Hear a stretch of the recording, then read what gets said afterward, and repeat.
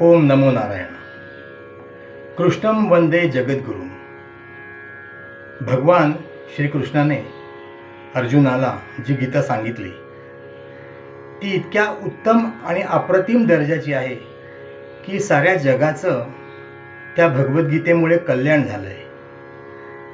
माझं भगवद्गीतेवर एवढं प्रेम आहे की मला कधीही भगवद्गीता वाचायला आवडते. सहज मनात विचार आला की आपण एक एक श्लोक एक एक अध्याय हळूहळू रेकॉर्ड करू आणि जे आपल्याला येतं आहे ते इतरांना सांगण्याचा प्रयत्न करू. आणि तो विचार मी डॉक्टर सौ अविता कुलकर्णी यांना सांगितला. त्यांनी लगेच हो म्हटले. माझी अशी इच्छा होती की असं काही करावं की एक अध्याय रेकॉर्ड झाला की त्याचा थोडासा अर्थ लोकांना सांगावा त्यांनी. कारण त्या उत्तम लिहितात, उत्तम बोलतात आणि त्यांनी लगेच होकार दिला आणि आम्ही दोघांनी मिळून आपल्यासमोर आमचा प्रयत्न मांडायचं ठरवलं आहे. जे काही उत्तम असेल ते मला माझ्या गुरूंनी शिकवलेलं असेल. काही चुका असल्या तर त्या माझ्या असतील. श्रीकृष्णार्पणमस्तु. नमस्कार श्रोतेहो. श्रीमद भगवद्गीता म्हणजे ज्ञानाचा अथांग महासागर. पण श्रीकृष्ण भगवंतच म्हणतात, अभ्यासेन तू कौंतेय. आणि समर्थ रामदासही म्हणतात, रिकामा जाऊ नेदी एकक्षम. याच वचनांचा आधार घेऊन श्री अंशुमान गद्रे आणि डॉक्टर अविता कुलकर्णी यांनी आपल्या समोर 1 ते 18 अध्याय श्लोकांमध्ये आणि निरूपणांमध्ये आणण्याचा प्रयत्न केला. एक आचमनच म्हणूया हवे तर. जे न्यून असेल ते आमचे आणि जे उत्तम उदात्त सुंदर असेल ते अर्थातच श्रीकृष्ण परमात्म्याचे. धन्यवाद. अस्तु.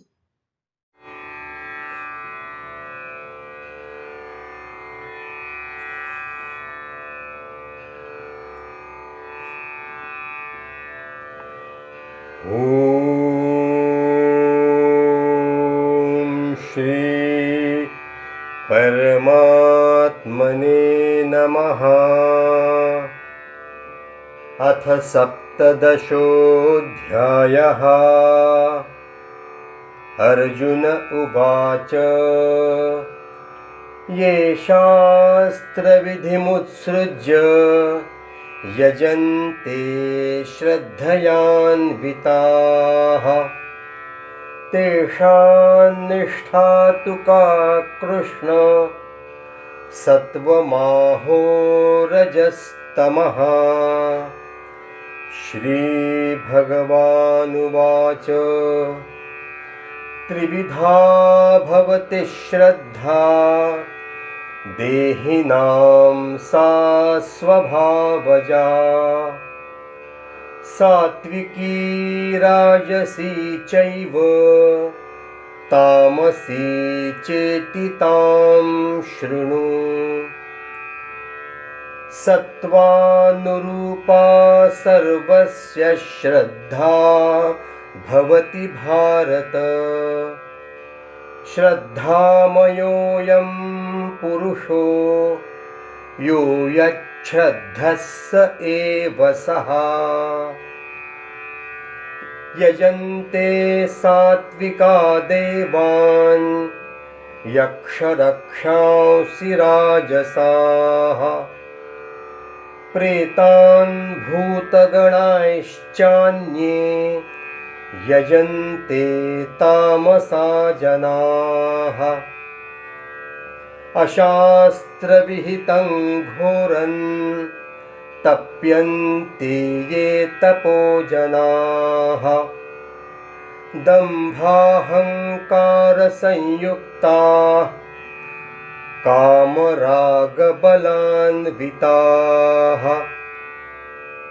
कर्षयन्तः शरीरस्थं भूतग्राममचेतसः. मायचैवान्तः शरीरस्थं तान् विद्यासुरनिश्चयान्। आहारस्त्वपि सर्वस्य त्रिविधो भवति प्रियः। यज्ञस्तपस्तथा दानं तेषां भेदमिमं शृणु। आयुस्सत्त्वबलारोग्य सुखप्रीतिविवर्धनाः। रस्या स्निग्धा स्थिरा हृद्या आहाराः सात्विकप्रियाः। कट्वं लवणात्युष्ण तीक्ष्णरूक्षविदाहिनः। आहारा राजसस्येष्टा दुःखशोकामयप्रदाः। यातयामं गतरसं पूतिपर्युषितं च यत्। उच्छिष्टमपि चामेध्यं भोजनं तामसप्रियम्। अफलाकाङ्क्षिभिर्यज्ञो विधिदृष्टो य युज्यते। यष्टव्यमेवेति मनः समाधाय स सात्विकः। अभिसन्धाय तु फलं दम्भार्थमपि चैव यत्। युज्यते भरतश्रेष्ठतं यज्ञं विद्धि राजसं। विधिहीनमसृष्टान्नं मन्त्रहीनमदक्षिणम्। श्रद्धाविरहितं यज्ञं तामसं परिचक्षते। देवद्विजगुरुप्राज्ञपूजनं शौचमार्जवम्। ब्रह्मचर्यमहिंसा च शारीरं तप उच्यते। अनुद्वेगकरं वाक्यं सत्यं प्रियहितं च यत्। स्वाध्यायाभ्यसनं चैव वाङ्मयं तप उच्यते। मनः प्रसादः सौम्यत्वं मौनमात्मविनिग्रहः। भावसंशुद्धिरित्येतत्तपो मानसमुच्यते। श्रद्धया परया तप्तं तपस्तत्त्रिविधं नरैः। अफलाकाङ्क्षिभिर्युक्तैः सात्विकं परिचक्षते। सत्कारमानपूजार्थं तपोदम्भेन चैव यत्। क्रियते तदिह प्रोक्तं राजसञ्चलमध्रुवम्। मूढग्राहेणात्मनो यत् पीडया क्रियते तपः। परस्योत्सादनार्थं वा तत्तामसमुदाहृतम्। दातव्यमिति यद्दानं दीयतेऽनुपकारिणे। देशे काले च पात्रे च तद्दानं सात्विकं स्मृतम्। यत्तु प्रत्युपकारार्थं फलमुद्दिश्य वा पुनः। दीयते च परिक्लिष्टं तद्दानं राजसंस्मृतम्। अदेशकाले यद्दानमपात्रेभ्यश्च दीयते। असत्कृतमवज्ञातं तत्तामसमुदाहृतम्।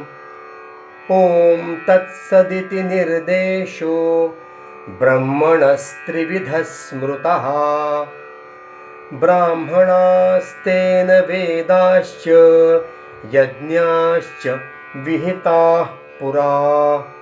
तस्मादोमित्युदाहृत्य यज्ञदानतपः क्रियाः। प्रवर्तन्ते विधानोक्ताः सततं ब्रह्मवादिनां तदित्यनभिसन्धाय फलै यज्ञतपः क्रियाः दानक्रियाश्च विविधाः क्रियन्ते मोक्षकाङ्क्षिभिः सद्भावे साधुभावे च सदित्येतत्प्रयुज्यते प्रशस्ते कर्मणि तथा सच्छब्दस्पार्थयुज्यते यज्ञे तपसि दाने च स्थितिः सदिति चोच्यते कर्म चैव तदर्थीयं सदित्येवाभिधीयते अश्रद्धया हुतं दत्तं तपस्तप्तं कृतं च यत् असदित्युच्यते पार्थ न च तत्प्रेत्यनो इह ॐ तत्सदिति श्रीमद्भगवद्गीतासु उपनिषत्सु ब्रह्मविद्यायां योगशास्त्रे श्रीकृष्णार्जुनसंवादे श्रद्धात्रयविभागयोगो नाम सप्तदशोऽध्यायः।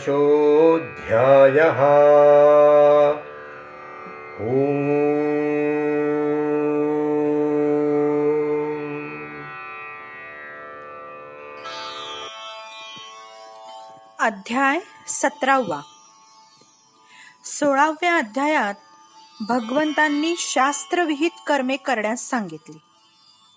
पण या अध्यायात अर्जुन भगवंताला प्रश्न विचारतात.